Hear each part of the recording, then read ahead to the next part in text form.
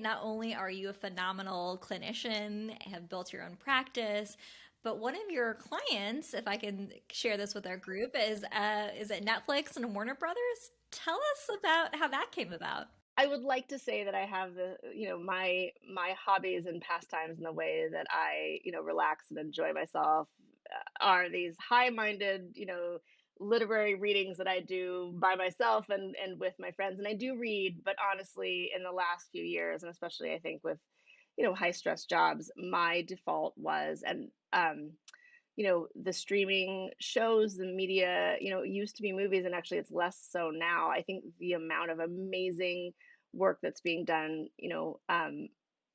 for streaming media has been incredible. And so I consume um, so many shows. And it's part of, I give several different types of lectures at Brown University in the medical school, but the main ones that I give usually incorporate clips from different movies, all the way back from I think the oldest movie that I use is was filmed in the 1940s, all the way up to contemporary shows and movies. But illustrating the way that personality disorders or mental illness and wellness are portrayed in the media. And so I'll show a clip and we'll discuss, this is what they're trying to get at, this is what they I think get right about, how this could present, this is where I wish that there was, a little bit of more a little bit more of the dignity or respect around how this can manifest in other ways, presented. And oddly, um, several years ago, one of the medical students was a good friend of an assistant director in Hollywood, um, and I was emailed by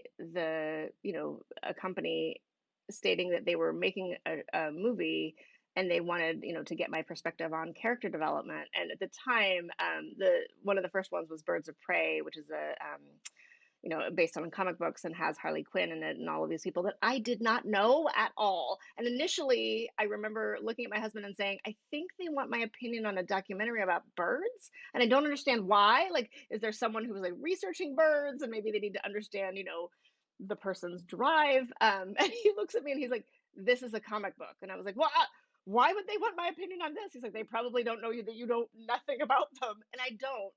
And so it was this really amazing connection. And I got to speak with the director, which was awesome. And I got to talk about um, the characters in that movie and how they might have experienced some trauma, previously in their life and how it might have manifested, and the way that she wanted to shoot the film.